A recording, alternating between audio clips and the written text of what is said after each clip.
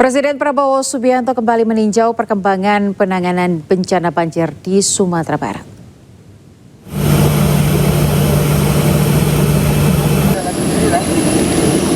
Prabowo mendarat di Bandara Internasional Minangkabau Padang Pariaman pada pukul 18.31 waktu Indonesia Barat dan disambut Gubernur Sumatera Barat Mahyaldi Ansarullah dan Kapolda Sumatera Barat Irjen Gatot Tri Suryanta.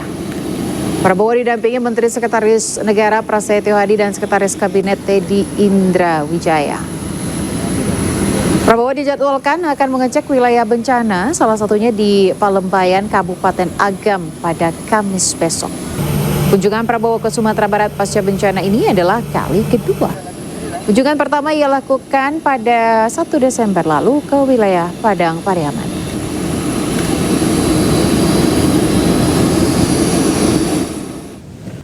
Pemirsa, aktivis Beni Parapat laporkan Ketua Umum Jokowi Mania Andi Azwan dan pengamat teknologi informasi Universitas Gadjah Mada Joshua Sinampela ke Polda Metro Jaya. Laporan terkait dugaan kebohongan publik scan ijazah Presiden ke-7 Joko Widodo.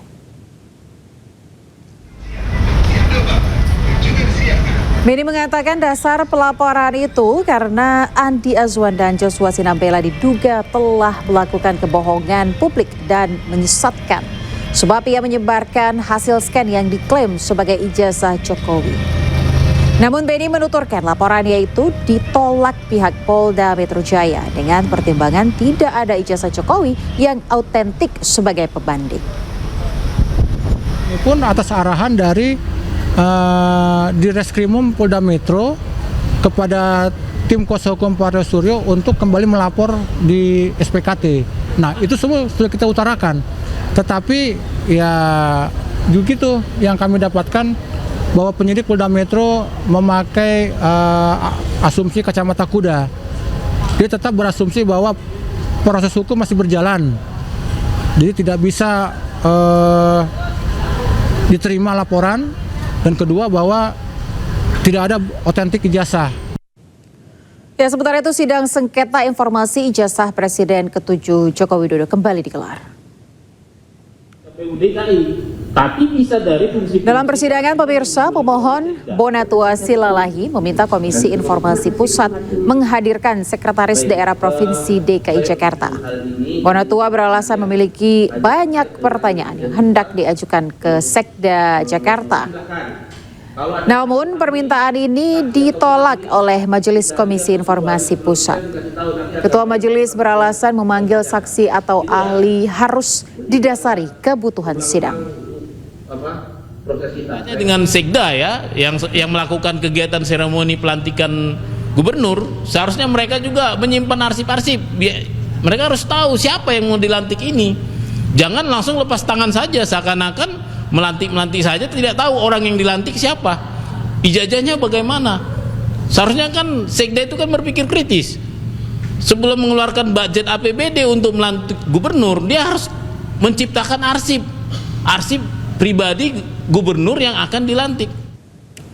Sementara itu, pemirsa, pakar psikologi forensik Reza Indragiri nilai kasus ijazah Jokowi akan masuk ke pengadilan. Reza meminta adanya uji tandingan saintifik untuk meneliti keaslian ijazah Jokowi di persidangan sebagai bentuk keadilan hukum. Di ruang sidang nanti akan diberikan fairness ke barang bukti atau ke objek perkara. Penyidik, jaksa sudah melakukan uji forensik, maka agar ada fairness di situ, sepatutnya terdakwa pun diberikan kesempatan untuk melakukan cross examination atau uji tanding terhadap barang bukti atau objek perkara itu. Walaupun statusnya terdakwa misalnya. Tepat. Belajar dari kasus O.J. Simpson tadi, ternyata ada fairness untuk kedua belah pihak. Polda Metro Jaya menunjukkan ijazah milik Joko Widodo ke Roy Suryo CS saat gelar perkara khusus. Namun Roy tetap bergeming dan yakin ada rekayasa dalam ijazah tersebut.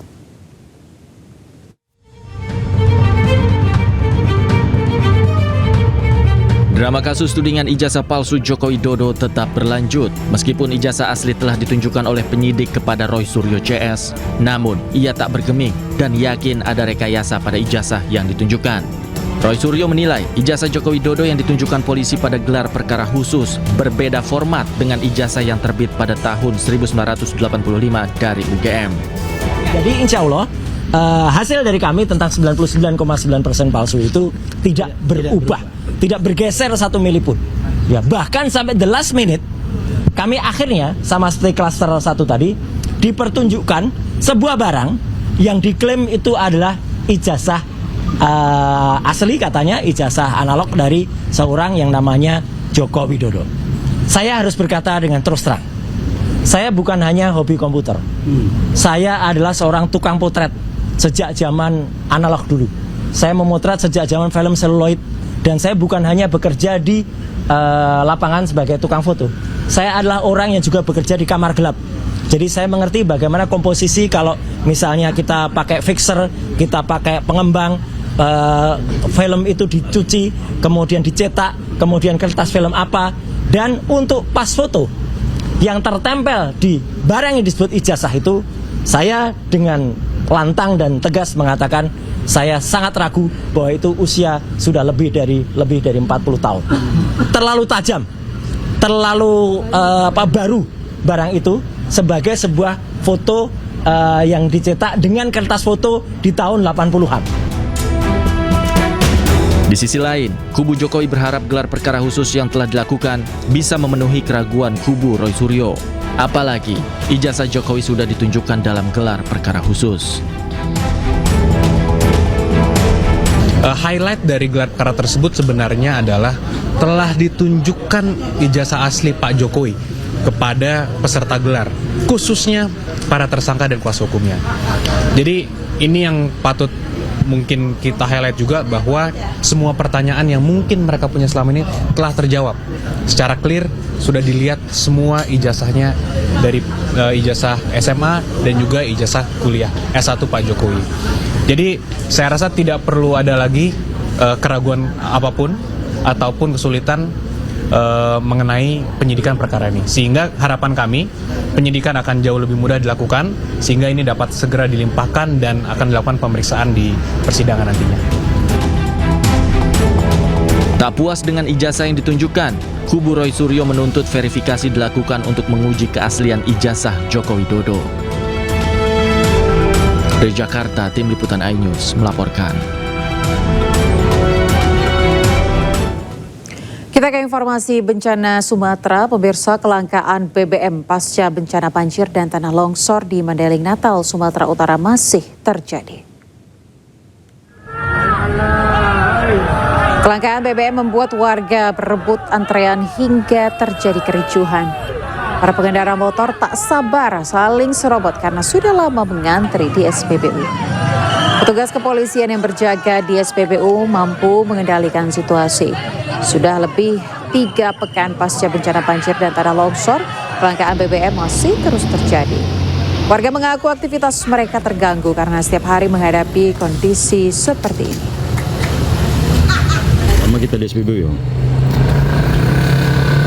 Udah sejam lebih lah. Kenapa bang harus antri bang? Mau antri-antri gitu? Ya daripada beli ketengan nggak sanggup, barangnya mahal. 3 minggu tinggal di posko pengungsian, para korban banjir bandang di Tapanuli, Selatan Sumatera Utara mulai mengeluhkan kesehatannya. Mereka mengaku pemirsa mulai terserang berbagai penyakit.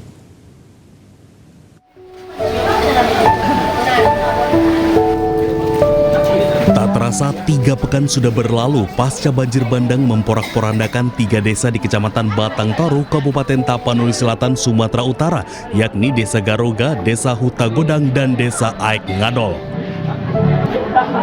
Selama itu pula para korban tinggal di posko pengungsian. Dengan segala keterbatasan, para korban banjir bandang ini tidur di posko pengungsian. Mereka pun mulai mengeluhkan kondisi kesehatannya. Seperti halnya yang dikeluhkan Dame Pangabean, warga Desa Hutagodang yang merupakan korban banjir bandang. Pria berusia 75 tahun ini mengaku mulai terserang penyakit mulai dari batuk hingga badan yang sakit. Batuk ini tenggorokan sakit. Tenggorokan sakit, apa aja itu keluhan kita? Badan semua. Nggak bisa cerita kalau namanya pun ya kami pun ngemis. Nah, jadi gimana lah bilang memang parah kali kami kayak gini. Sementara itu, Koordinator Posko Pengungsian Batu Hula, Safri Sibamora, tak menampik keluhan kesehatan para pengungsi. Keluhan-keluhan kesehatan dari lansia ataupun kaum rentan, Pak, seperti ibu hamil dan anak-anak, Pak. Untuk sejauh ini apa, Pak? Paling banyak, Pak? Untuk saat ini sepertinya sih sakit biasa aja, karena di sini ada juga obat-obatan dari TNI dan juga dari perusahaan PTH. Bang, pertegas Bang, sakit biasa ini apakah demam, diare atau gatal-gatal? Ya, demam, ada juga diare, gatal-gatal juga ya. Para pengungsi mengharapkan bantuan dari segala pihak agar bisa hidup layak dan normal. Dari Tapanuli Selatan, Sumatera Utara, Indra Mulia Siagian, iNews melaporkan. Presiden Prabowo Subianto kembali meninjau perkembangan penanganan bencana banjir di Sumatera Barat.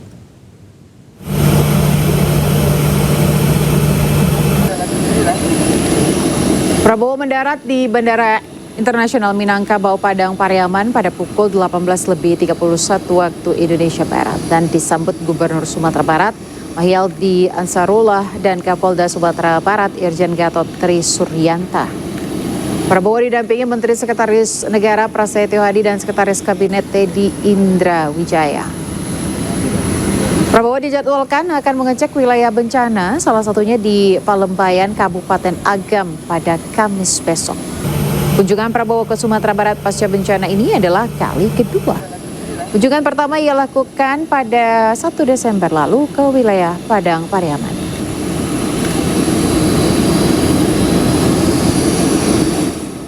Juga korsleting listrik kantor rental mobil di Kota Depok, Jawa Barat terbakar. Akibatnya 4 unit mobil terparkir hangus terbakar.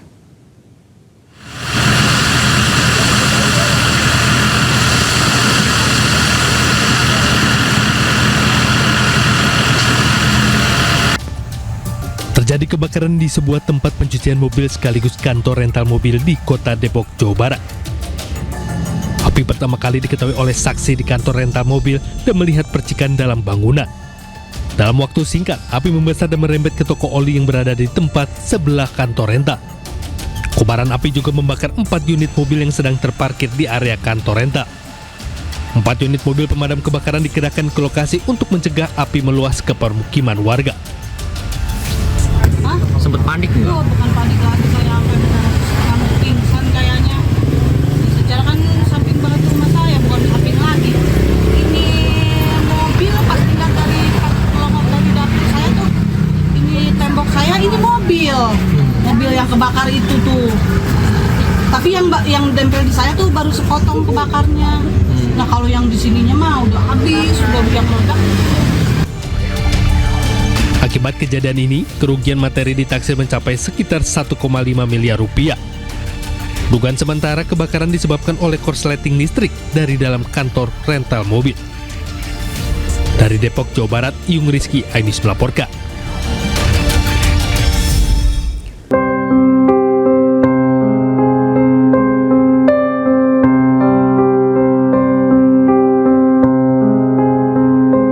Aceh Tamiang di Provinsi Aceh menjadi daerah paling parah terdampak bencana banjir bandang.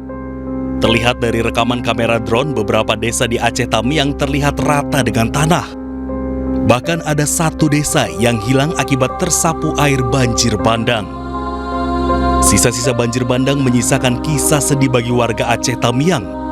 Jangankan pakaian serta harta benda, rumah milik warga pun tidak dapat diselamatkan.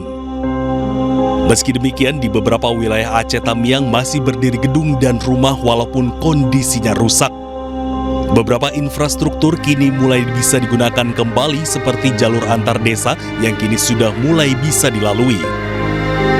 Kini Aceh Tamiang sedang berbenah. Pemerintah pusat masih terus melakukan rehabilitasi dan restrukturisasi wilayah Aceh Tamiang. Tim Liputan iNews melaporkan.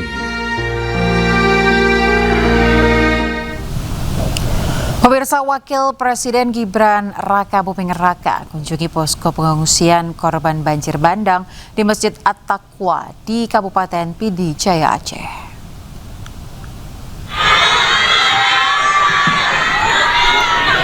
Wapres Gibran menyapa para korban yang sejak beberapa hari terakhir mengungsi akibat banjir bandang. Gibran juga berinteraksi dengan anak-anak serta memberikan mainan serta jajanan. Selama kurang lebih 20 menit berada di dalam Masjid At-Taqwa, Wapres juga berbincang dengan sejumlah pengungsi. Gibran minta para korban untuk bersabar dan tetap kuat menghadapi cobaan pasca bencana.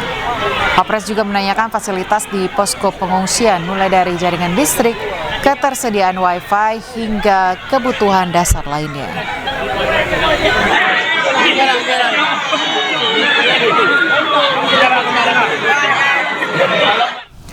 Banjir bandang yang menerpa Aceh Tabiang, pemirsa, sisakan kisah pilu.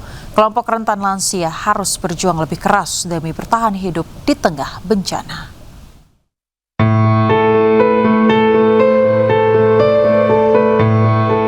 Ada kisah pilu dari banjir bandang yang kini menyisakan lumpur tebal di Aceh Tamiang. Lansia ini harus berjuang keluar dari rumahnya dengan badan penuh lumpur demi bisa mendapatkan bantuan makanan untuk bisa bertahan hidup. Tanpa mengeluh, dengan tubuhnya yang sudah lemah karena usia, ia harus menembus lumpur untuk menggapai lokasi relawan berada. Di video lainnya, sejumlah lansia nampak berjuang untuk tetap hidup dengan segala hasil alam yang masih bisa dikonsumsi.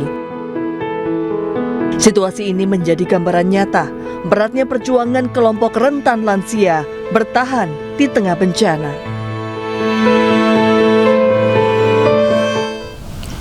Pemirsa, viral di media sosial, warga kibarkan bendera putih di Aceh dan minta bantuan internasional.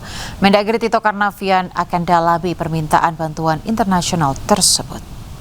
Untuk dibantu oleh dunia internasional, kami sudah mengibarkan bendera putih dengan bermakna kami sudah menyerah tentang hal tsunami ini.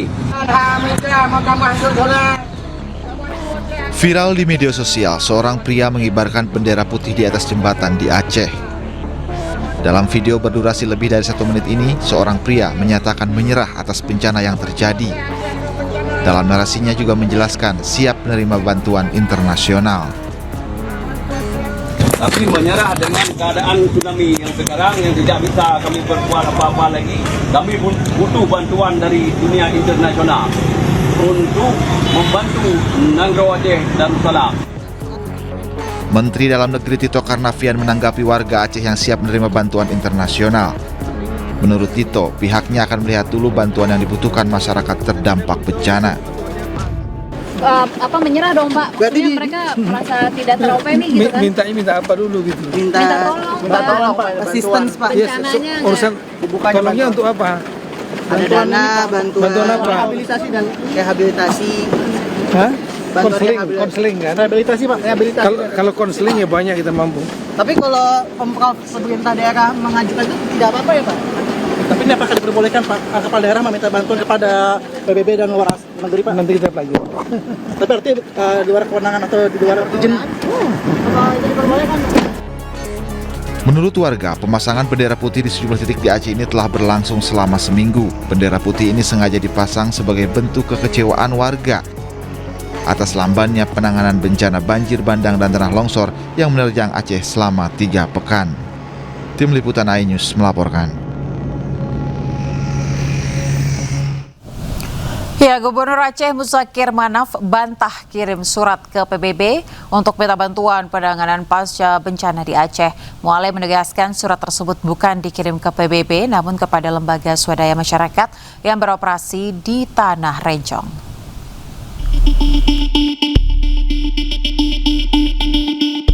Gubernur Aceh Muzakir Manaf Selasa 16 Desember 2025 mengaku tidak mengetahui perihal surat permintaan bantuan pemerintah Aceh yang dikirim ke 2 lembaga Perserikatan Bangsa-Bangsa yakni United Nations Development Program dan United Nations Children's Fund.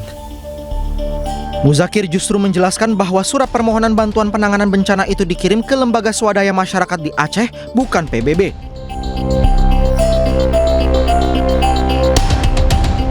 Sementara itu, juru bicara pemerintah Aceh Muhammad MTA menjelaskan bahwa surat permohonan bantuan sebenarnya ditujukan kepada UNDP dan UNICEF yang berada di Indonesia. Kabar Pemprov Aceh meminta tolong pada PBB merupakan kesalahpahaman. Sebelumnya pada Senin 15 Desember 2025, Muhammad MTA membenarkan pihaknya telah menyampaikan permintaan resmi pada UNDP dan UNICEF untuk terlibat dalam penanganan pasca bencana banjir bandang dan longsor di Tanah Rencong. Kedua lembaga itu dinilai memiliki pengalaman panjang dalam penanganan bencana di Aceh, termasuk pasca tsunami 2004. Tim Liputan iNews melaporkan. Presiden Prabowo pemirsa menegaskan Indonesia mampu menangani bencana di Sumatera. Hal ini disampaikan saat sidang Kabinet Paripurna Penanganan Bencana Sumatera. Ditelepon banyak pimpinan kepala negara ingin kirim bantuan, saya bilang terima kasih. Concern Anda, kami mampu. Indonesia mampu mengatasi ini. Ya. Ada yang teriak-teriak ingin ini dinyatakan bencana nasional. Kita sudah kerahkan, ini 3 provinsi dari 38 provinsi. Jadi situasi terkendali, saya monitor terus, ya, dan kita sudah merencanakan segera akan kita bentuk. Apakah kita namakan badan atau satgas rehabilitasi dan rekonstruksi. Segera kita akan bangun hunian-hunian sementara dan hunian-hunian tetap. Bahkan mungkin saya dapat laporan dari Menteri Perumahan, ya, mungkin mulai hari Minggu ini kita sudah mulai membangun 2.000 rumah. Kemungkinan rumah ini bisa langsung aja jadi rumah tetap, ya.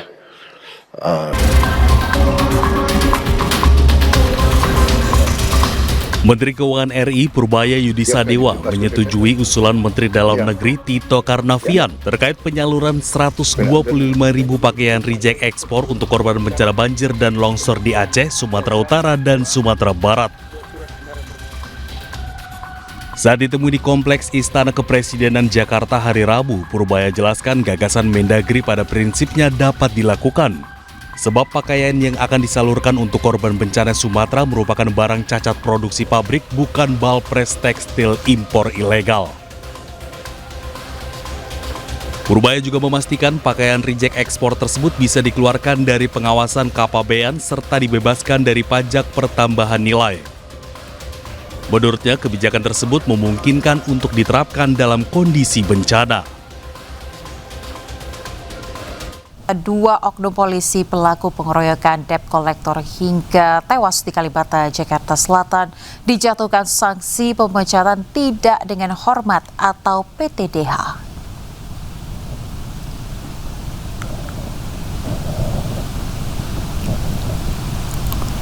Majelis Sidang Komisi Etik dan Profesi atau KKEP Polri memutuskan 2 anggota polisi dijatuhi sanksi PTDH. Keduanya terbukti melakukan penganiayaan hingga menghilangkan nyawa 2 orang debt collector. Sementara 4 pelaku lainnya dikenai sanksi demosi selama 5 tahun. Dari fakta persidangan terungkap keempatnya hanya berperan mengikuti ajakan seniornya.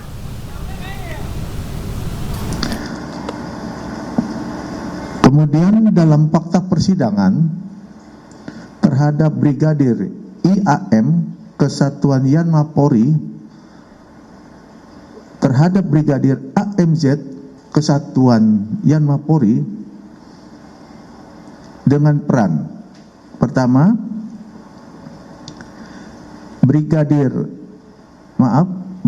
AMZ pemilik kendaraan NMAX hitam yang Pemirsa, polisi jerat Adimas Firdaus atau yang kerap dikenal Respop dengan Undang-Undang ITE akibat ujaran kebencian yang disampaikannya di media sosial.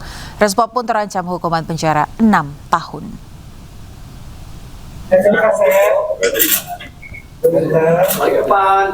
Adimas Firdaus atau yang kerap dikenal Respop di media sosial mengenakan baju tahanan. Respop sebelumnya buron usai menyampaikan ujaran kebencian di media sosial terhadap suku Sunda. Resbob juga sempat melakukan pelarian hingga ke Jawa Timur sebelum akhirnya ditangkap petugas gabungan. Masyarakat di Jawa Barat. Kapolda Jawa Barat Irjen Pol Rudi Setiawan menyampaikan status Resbob telah resmi dinaikkan menjadi tersangka dan dijerat dengan Undang-Undang ITE dengan ancaman hukuman 6 tahun penjara. Yang bersangkutan akan kita kenakan Undang-Undang ITE yaitu pasal 28 dan kita juntokan beberapa pasal yang ancaman hukumannya salah satunya 6 tahun ya. Kita akan proses dan ini menjadi pembelajaran buat kita semua untuk kita lebih bijak lagi dalam berkomunikasi menggunakan medsos dan sebagainya. Hindari perbuatan-perbuatan yang dapat menyakiti hati masyarakat lain, hindari ujaran-ujaran kebencian. Pemirsa, sidang lanjutan kematian anggota TNI AD Prada Lukinamo digelar di Pengadilan Militer Kupang, Nusa Tenggara Timur. Sidang dengan agenda pledoi atau pembelaan dari para terdakwa ini diwarnai teriakan keluarga korban.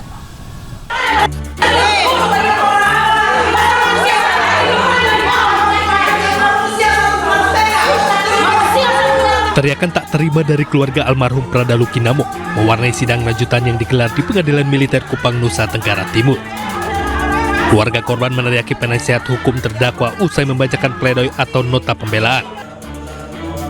Sebelum dalam pledoinya, penasihat hukum menilai tuntutan yang diajukan auditor militer terhadap 17 terdakwa terlalu berat.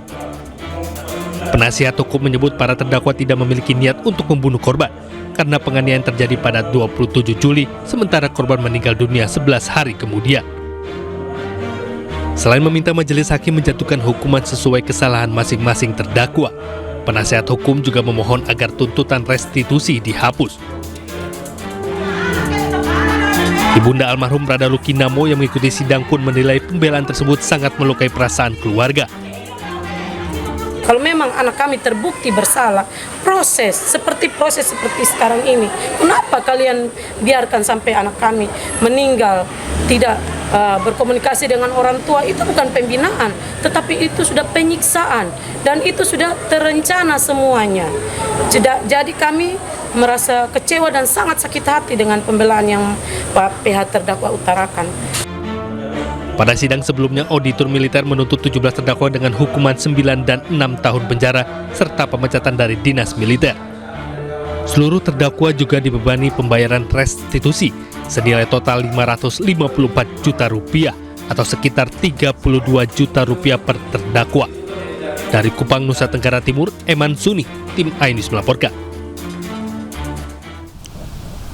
Pemirsa, sidang perdana gugatan cerai Atalia Praratia terhadap suaminya Ridwan Kamil digelar hari ini di Pengadilan Agama Bandung, Jawa Barat. Sidang cerai perdana Atalia RK mengagendakan pemeriksaan identitas para pihak dan kuasa hukum. Sidang tidak dihadiri RK maupun Atalia. Kuasa hukum Atalia Praratia mengatakan kliennya menghormati segala proses hukum yang sedang berjalan. Setelah tahap awal, persidangan akan dilanjutkan dengan proses mediasi yang akan menghadirkan langsung para pihak terkait. Sementara penentuan apakah sidang digelar secara terbuka atau tertutup menjadi kewenangan majelis hakim. Biasa kita periksa kelengkapan dokumen, kuasa-kuasanya juga dicek apakah benar ini advokat atau bukan, berasal dari organisasi mana, dilihat berita acara sumpah seperti biasanya. Lalu setelah sidang ya tentu kita diarahkan ke ruang mediasi, bertemu dengan Pak Mediator gitu ya. Nah di kesempatan itu kita berkenalan dulu lah sesama kuasa, lalu juga berkenalan dengan mediator kita dan kita akan set up the date untuk kapan akan melaksanakan mediasi. Pemirsa, pemerintah resmi terbitkan peraturan pemerintah tentang pengupahan sebagai pedoman penetapan upah minimum tahun 2026. Kepala daerah direkomendasikan untuk tetapkan kenaikan upah minimum paling lambat tanggal 24 Desember 2025.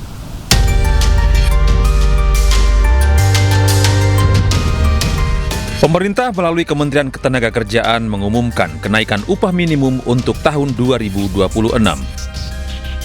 Menteri Ketenagakerjaan Yasirli mengungkap jika nilai indeks tertentu atau alfa dalam komponen penentuan upah minimum tahun 2026 mengalami kenaikan 0,5 hingga 0,9 dari sebelumnya di angka 0,1 hingga 0,3. Poin utama dalam PP pengupahan adalah penetapan formula pengupahan yang mempertimbangkan kebutuhan hidup layak atau KHL. Formula, tidak ada yang berubah dari formula bahwa kenaikan upah sama dengan inflasi ditambah pertumbuhan ekonomi dikali alfa. Alfa inilah yang diputuskan oleh Pak Presiden, nilainya 0,5 sampai 0,9. Menurut Yasirli, kenaikan upah minimum akan memberikan ruang lebih besar bagi daerah untuk menyesuaikan kebutuhan layak kerja. Melalui PP ini juga Gubernur diberikan kewenangan menetapkan upah minimum kabupaten atau kota dan upah minimum sektoral kabupaten atau kota. Kepala daerah direkomendasikan untuk menetapkan kenaikan upah minimum paling lambat tanggal 24 Desember 2025 dengan mempertimbangkan rekomendasi dari Dewan Pengupahan Daerah. Dari Jakarta, Den Helmi Sajangbati, iNews melaporkan. Pemirsa, pencak silat menambah 3 emas di hari terakhir perlombaan di SEA Games 2025 Thailand. Secara keseluruhan, tim Merah Putih membawa pulang 4 emas, 1 perak, dan 7 perunggu dari SEA Games edisi ke-33.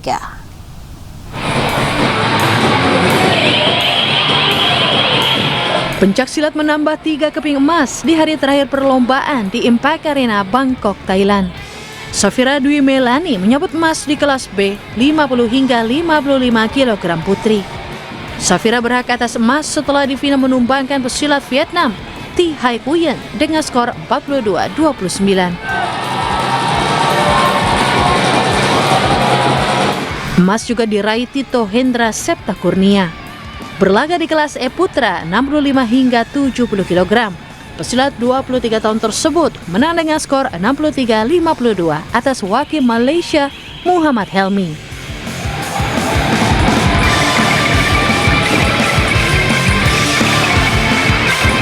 Emas ketiga disumbangkan Muhammad Zaki Zikrillah. Tampil di kelas C 55 hingga 60 kg putra, Zaki menang WO atas wakil Thailand Tinapat Janjaroen. Tambahan 3 emas, Indonesia total membawa pulang 4 emas, 1 perak, dan 7 perunggu di SEA Games 2025.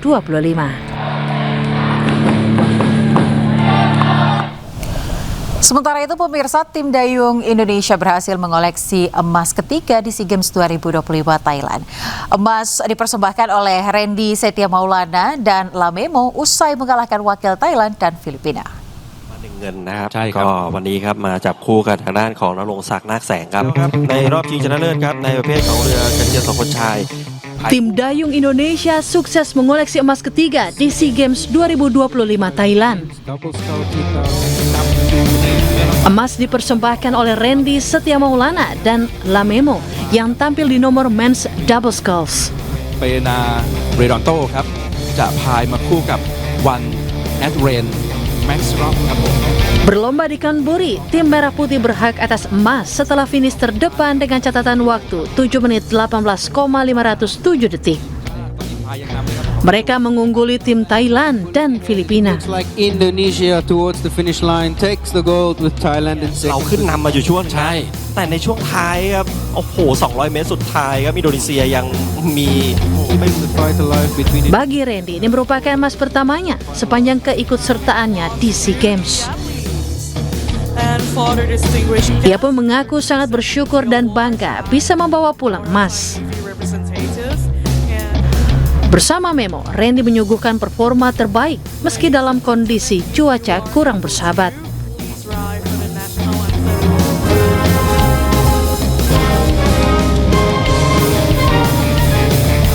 Sementara bagi Memo, ini merupakan emas ke-6 sejak tampil di SEA Games 2015 Singapura. Bagi Memo, pencapaian ini meletupkan motivasi kuat untuk menghadapi kompetisi di level lebih tinggi. กาสนี้นะคะเรียนเชิญท่านผู้ทรงเกียรตินะคะถ่ายภาพเป็นที่ระลึกร่วมกับนักกีฬาด้านบนเวทีค่ะ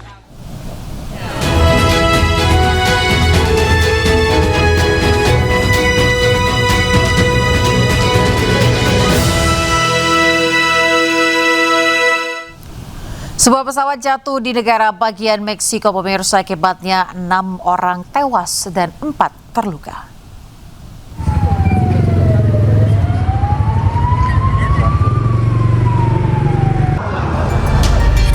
Sebuah pesawat ringan Cessna Citation 3 yang terbang dari Acapulco dan menuju kota Toluca jatuh di persimpangan Jalan Industria Otomotriz dan Miguel Aleman di dekat kawasan perumahan. Dalam rekaman video di lokasi menunjukkan kepulan asap hitam serta gudang yang rusak dan puing-puing pesawat. Tim darurat dan regu pemadam kebakaran dari wilayah Toluca, Mepetec, dan San Mateo Anteco dikerahkan ke lokasi kejadian. Peristiwa ini menewaskan 6 orang serta melukai 4 orang lainnya. Pemirsa, pasangan suami istri korban penembakan Bondi Beach ternyata sempat mengadang pelaku dengan merebut senjatanya. Aksi heroik tersebut terekam dalam kamera dashboard sebuah mobil.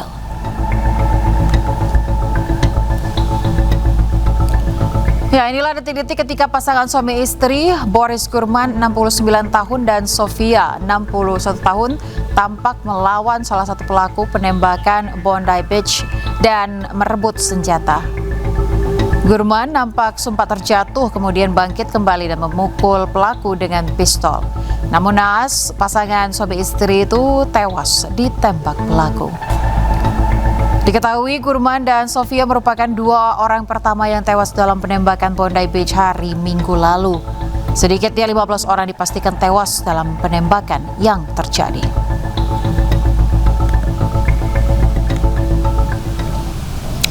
Pemirsa, dalam krisis kelaparan, warga Palestina di Gaza kini juga harus menghadapi badai musim dingin. Sedikitnya 14 warga tewas akibat badai yang diikuti hujan deras, angin kencang, dan banjir. Dan pemirsa, usai sudah kebersamaan kita dalam iNews Prime hari ini, temukan informasi-informasi terbaru lainnya di www.inews.id. Cuplikan tayangan berita iNews dapat Anda saksikan di kanal YouTube @officialinews. Dan sesaat lagi rekan saya Gede Satria akan hadir dalam program iNews Malam. Mewakili kerabat kerja yang bertugas, saya Aya Nufus, pamit undur diri, terima kasih dan sampai jumpa.